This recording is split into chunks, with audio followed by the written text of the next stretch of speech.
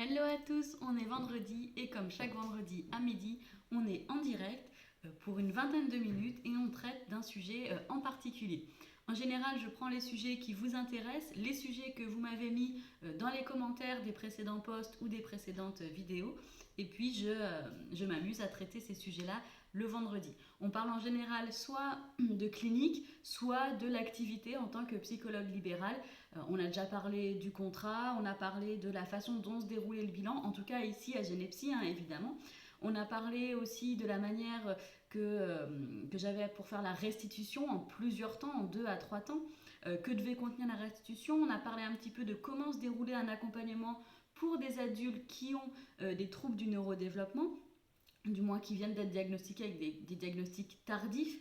On a aussi parlé du contenu de la clinique, c'est-à-dire de qu'est-ce qu'on va aller rechercher en particulier dans l'anamnèse, qu'est-ce qu'on va aller questionner. Et justement, on a fait quelques vidéos sur pourquoi est-ce qu'on pose telle ou telle question. On a vu que c'était hyper important parce que finalement, bien savoir quelles questions on les pose et pourquoi on les pose, ça renvoie au fait de connaître vraiment très très bien les critères diagnostiques des troubles du neurodéveloppement, mais aussi les troubles psychiatriques, ainsi que les différents différentiels pour chaque trouble, pour chaque handicap.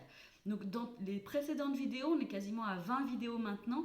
Je vous remercie de suivre depuis une vingtaine de semaines ces vidéos du vendredi. Depuis 20 semaines, on a traité tous ces sujets-là. On a parlé aussi du libéral, donc on a pas mal parlé de le fait de fixer ses prix avec toutes les questions que ça pose. On a parlé, donc je l'ai dit tout à l'heure, du contrat. J'ai parfois parlé de supervision. Et on a aussi parlé de la rédaction des bilans et notamment au niveau de la taille du nombre de pages des comptes rendus. Voilà. Donc c'est tous des sujets qu'on a abordés au cours des 20 dernières semaines. Actuellement, moi je prends toujours grand plaisir à faire ces vidéos du vendredi. Seulement j'aimerais que vous me disiez si c'est la même chose pour vous. On va se dire que à cette étape-là, on va faire un point.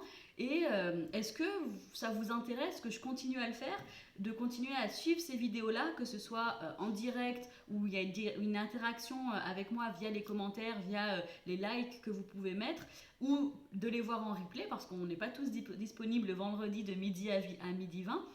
De pouvoir aussi les voir éventuellement sur YouTube si vous n'êtes pas Facebook et inversement. J'aimerais que vous me disiez un petit peu si c'est quelque chose qui vous branche, que je continue. Moi, je suis hyper motivée à continuer. Je vois qu'il y a beaucoup d'interactions, qu'il y a des likes, qu'il y a des commentaires, que vous réagissez pas mal. Je reçois aussi des mails personnels au sujet des vidéos, donc je vois que ça intéresse. Si ça continue de vous intéresser, et ben, comme d'habitude, n'hésitez pas à me mettre les thématiques que vous souhaiteriez que j'aborde dans les prochaines semaines. On va arriver sur la semaine estivale, mais je pense pas que je vais m'arrêter pour autant. Peut-être qu'il y aura une ou deux vidéos qui seront préenregistrées, genre quelques jours avant, et que je mettrai, comme j'ai fait la semaine dernière, car malheureusement, j'ai choisi de prendre une personne au cabinet et j'ai remplacé le live, mais je vous avais enregistré la vidéo quelques heures avant. Donc peut-être qu'au cours de l'été, je ferai un petit peu pareil. Voilà. Voilà, j'attends vos commentaires par rapport à ça. Franchement, n'hésitez pas, ça me permettra de coller au mieux à ce qui vous convient le plus. Je vous avais parlé de ma pile de livres il y a maintenant une petite quinzaine de semaines. Donc, pile de livres, donc il y a une partie qui est toujours là. J'ai pas tout lu. Voilà. Mais quand je lis mes piles de livres, je lis très rarement les bouquins de A à Z. Je l'ai fait pour le bouquin sur le mensonge de Xavier Seron, parce que lui, c'était vraiment quelque chose de, disons, transversal et qui m'intéressait particulièrement. Il y a vraiment très peu de choses sur le mensonge en psychologie et on en a vraiment besoin au quotidien et encore plus pour les personnes qui font des évaluations pour la justice, évidemment. Donc je trouvais ça très intéressant de le lire et j'avais très peu de connaissances là-dessus. Sachez que outre le bouquin donc récent de Xavier Seron, j'ai fait je sais pas comment on appelle ça, une petite chronique où j'ai mis des extraits du bouquin une fois par semaine, là sur le mois de mars-avril. Il y a ce bouquin-là de Xavier Seron qui est le plus récent, mais il y a aussi un chapitre entier consacré aux mensonges en psychologie dans le traité de neuropsychologie des auteurs Van der Linden et Seron. Voilà, donc si vous avez l'un ou l'autre, ça peut tout à fait convenir. Je voulais voir avec vous comment est-ce que vous préférez que je vous présente les bouquins que j'ai lus. Par exemple, donc je vous disais, je lis jamais les bouquins de A à Z ou très rarement. Typiquement, celui-là, trouble déficit de l'attention, hyperactivité chez l'enfant et l'adulte, le guide d'une approche contemporaine du TDAH de Thomas Brown, donc traduit en français de chez Elsevier. Celui-là, pour moi, c'est un livre excellent, incontournable, d'ailleurs qu'on soit chez l'enfant ou chez l'adulte. Dans les deux cas, parce que chez l'enfant, eh bien, il y a tout pour l'enfant, et chez l'adulte, parce qu'il y a vraiment besoin de comprendre la trajectoire neurodéveloppementale classique et moins classique chez une personne pour bien évaluer la personne adulte qui vient de nous rencontrer. Chez l'enfant, c'est très important de connaître ce qui se dit sur le développement de l'adulte avec un TDAH ou un autre trouble du neurodéveloppement pour mieux orienter et préparer les transitions de l'ado à l'âge adulte. Donc pour moi, ce bouquin est indispensable. Mais par exemple, typiquement, est-ce que vous pouvez me dire en commentaire, là par exemple, est-ce que vous préféreriez que je vous le présente globalement, que je vous présente un petit peu chaque chapitre? Alors évidemment, vous le savez, faudra que je fasse très attention, enfin je le sais donc il n'y aura pas de souci, mais je ne vais pas faire du plagiat, d'accord? Je ne vais pas vous répéter le bouquin, ça ne sert à rien. Et j'ai pas non plus de royalties ni chez Elsevier ni chez aucun des éditeurs de bouquins. C'est vraiment pour pour mieux faire connaître les bouquins que moi je trouve indispensables. Donc qu'est-ce que vous préférez? Que je vous dise, par exemple, dans le chapitre 9, on parle de la dynamique émotionnelle chez les individus, les couples et les familles aux prises avec le TDAH. Donc ça veut dire une mini présentation en fait du sommaire, un peu plus approfondie qu'un sommaire comme on le connaît classiquement. Donc par exemple, là le sommaire est là. Et donc reprendre chaque chapitre en donnant un petit peu, moi je pensais à le chapitre 1, voilà de quoi il cause, en quelques secondes, pas besoin de le faire 1 heure dessus, mais quelques secondes, le chapitre il cause de ça. Ensuite je dis les points hyper importants que moi j'ai retenus qui me semblent indispensables, et c'est faire ça pour chacun des chapitres. Donc c'est l'idée que j'avais en tête, mais je ne sais pas si c'est une bonne idée. Je pense pas qu'il y ait de bonnes ou trop mauvaises idées. Je pense que l'idée qui sera pas mal, c'est celle qui vous parlera à vous. Alors difficile de parler à tout le monde, parce qu'on a chacun nos façons de prendre l'info. Mais voilà, moi c'est ça qui me parlait. Chapitre par chapitre, de quoi ça cause et les quelques points forts, les quelques points clés pour chaque chapitre. Alors, vous me dites, s'il vous plaît, si ça vous conviendrait. Alors après, vous voyez, vous savez, j'ai un DU en addicto et je m'intéresse beaucoup à l'addiction, notamment quand, avec les adultes et les troubles du neurodéveloppement, je trouve que c'est une casquette qui est fort bien utile. Là, pareil, 25 idées reçues sur les addictions, comprendre, soigner, prévenir, de Laurent Carilla aux éditions Le Cavalier Bleu. Ce bouquin-là, pour moi, c'est une mine d'infos. En plus, il écrit gros. Il est écrit gros, les différents... les idées reçues, donc il y en a 25, sont abordées de manière relativement brève, quelques pages. Moi j'apprécie vraiment quand les chapitres sont pas trop longs. Ça me permet de bien structurer mon travail et de pas avoir du temps de travail trop long. Donc ma concentration va bien sur quelques pages et pas plus. Donc voilà, celui-là par exemple, 25 idées reçues sur les addictions. Évidemment que je ne pourrais pas vous lister les 25 idées reçues, ce serait contraire au droit d'auteur, je suppose. Donc qu'est-ce que vous aimeriez que je vous dise sur ce bouquin-là? Parce qu'il y en a 2-3 comme ça, 25 idées reçues sur les addictions, sur l'alcool je crois. Donc cela, ça m'intéresse énormément de vous les présenter. Parce que si vous rencontrez des personnes... Alors si vous n'êtes pas spécialiste en addicto, évidemment, parce que les personnes qui sont dans des services spécialisés d'addicto ou des cabinets libéraux spécialisés en addicto, je suppose que vous savez très très bien gérer ces situations-là. Là, je vais m'adresser plutôt aux cliniciens qui n'ont pas forcément de spécialité, mais qui vont forcément rencontrer des personnes avec des problématiques addiction et qui ne savent pas forcément comment aborder le sujet, aborder la question, et ne savent pas forcément qu'à certains moments, il va falloir psychoéduquer la personne et ou son entourage. Donc je pense que ces bouquins-là sont indispensables pour les cliniciens qui se posent les questions que je viens d'énumérer. Comment est-ce que vous voudriez que je présente ce livre? 25 idées reçues. Pour moi, ce bouquin, c'est un bouquin qui est pour la psychoéducation et que l'on devrait connaître, j'ai envie de dire, mais évidemment c'est compliqué, mais sur le bout des doigts, d'accord? Par exemple, il y en a certaines que j'adore, et parfois même c'est très très intéressant parce qu'on se rend compte qu'il y a certaines idées reçues qu'on a soi-même. Donc, par exemple, l'héroïne est la drogue la plus dangereuse. Donc ça, c'est dans le sommaire, c'est une idée reçue que l'auteur Laurent Carilla va traiter en quelques pages. Ultra intéressant. L'addiction, ce n'est qu'une histoire de dopamine. idée reçue. Il y a les drogues douces et les drogues dures. Celle-là, c'est ma préférée. Pareil, idée reçue. Et l'auteur vous explique très précisément comment... vous explique très précisément la réponse à cette question-là, en fait. Et finalement, toutes ces questions-là, si vous arrivez à les réexpliquer, vous pouvez les réexpliquer très bien aux patients ou à votre entourage, hein. ou à vos patients pour justement commencer ce travail de psychoéducation, d'information du patient, de la personne qui n'est pas encore prête à passer à l'action, c'est-à-dire à passer au changement, a priori diminuer ou arrêter une consommation. Et avant cette étape de passage au changement, de passage à l'action, il y a cette période où on informe la personne en face de nous sur la problématique de l'addiction. C'est exactement la même chose avec les troubles du neurodéveloppement, c'est-à-dire qu'une fois que le diagnostic est posé, on va informer la personne sur ce qu'on a diagnostiqué, l'autisme, le TDAH, un syndrome de Gilles de la Tourette. En fonction, on informe, c'est vraiment la première étape qui pour moi est indispensable, imparable, c'est de l'information. Qu'est-ce que c'est les fonctions exécutives? En général, dans les TND, il y a un impact du fonctionnement exécutif sur le quotidien, entre parenthèses que vous allez très bien voir avec la brief par exemple. Et ça, il va falloir l'expliquer, faire comprendre à la personne avec des mots simples, en faisant du lien avec sa vraie vie, qu'est-ce que le fonctionnement exécutif et comment il enquiquine la personne au quotidien. Ça, c'est ultra important avant de commencer quoi que ce soit. D'accord ? Alors, donc il y en a plein, vous avez vu ma pile de livres, il y en a bien une trentaine de bouquins, il y en a certains que j'ai déjà lus, que j'ai remis dans la bibliothèque.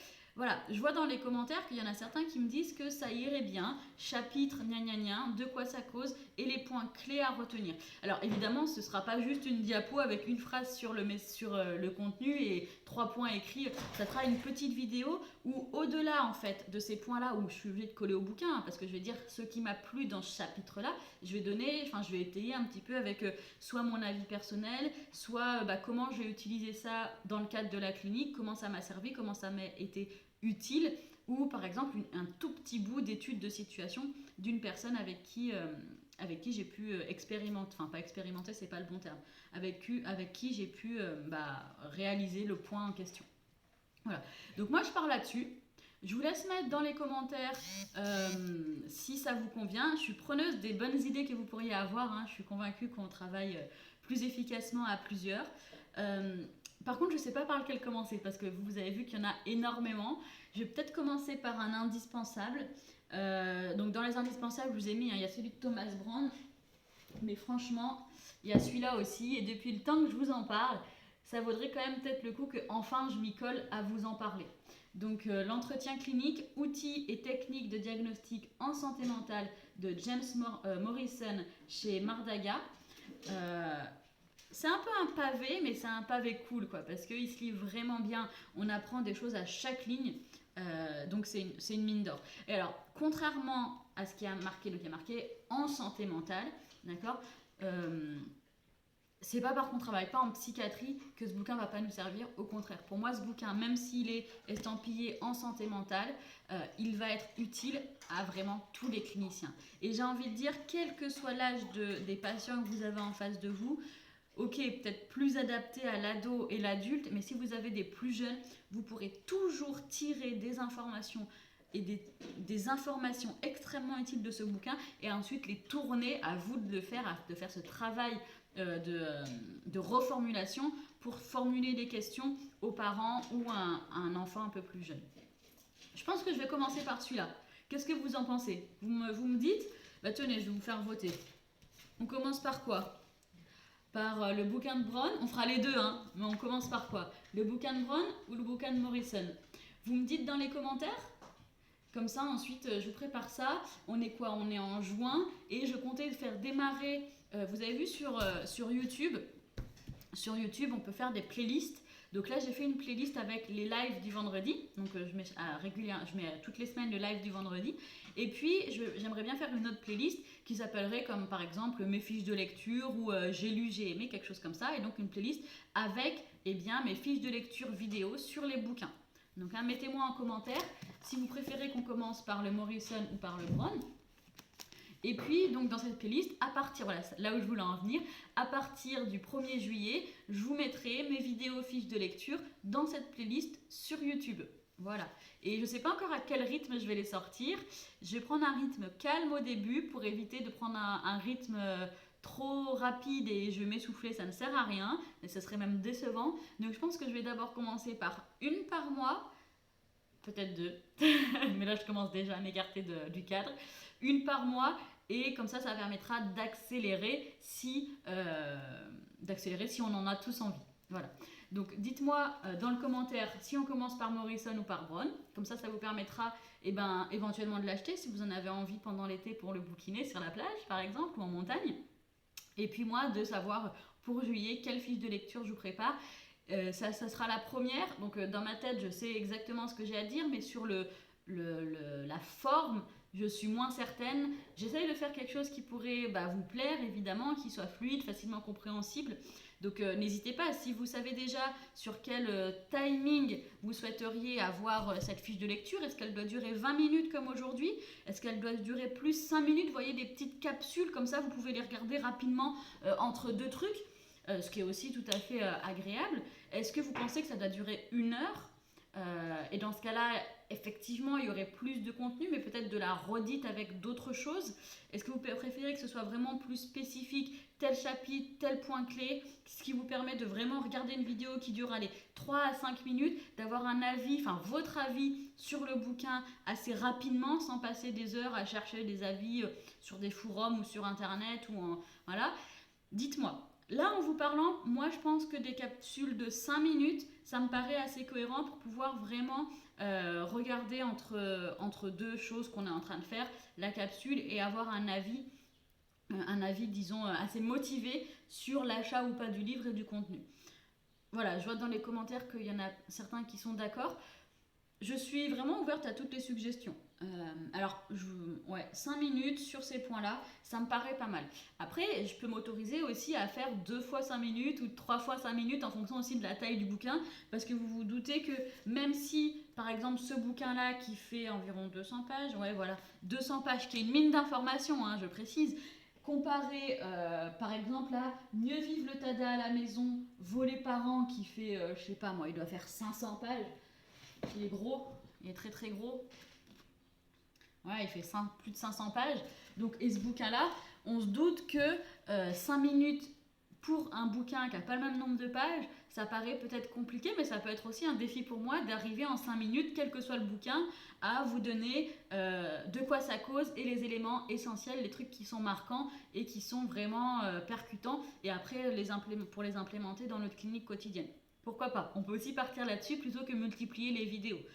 Sachant qu'après, s'il y a des choses qui vous interpellent, que vous voulez qu'on approfondisse, vous savez que c'est toujours possible simplement en me le disant en commentaire ou en me contactant. Et dans ce cas-là, je peux même faire un webinaire, vous savez, les webinaires de 2 heures que je fais régulièrement, à un sujet qui vous qui vous motive.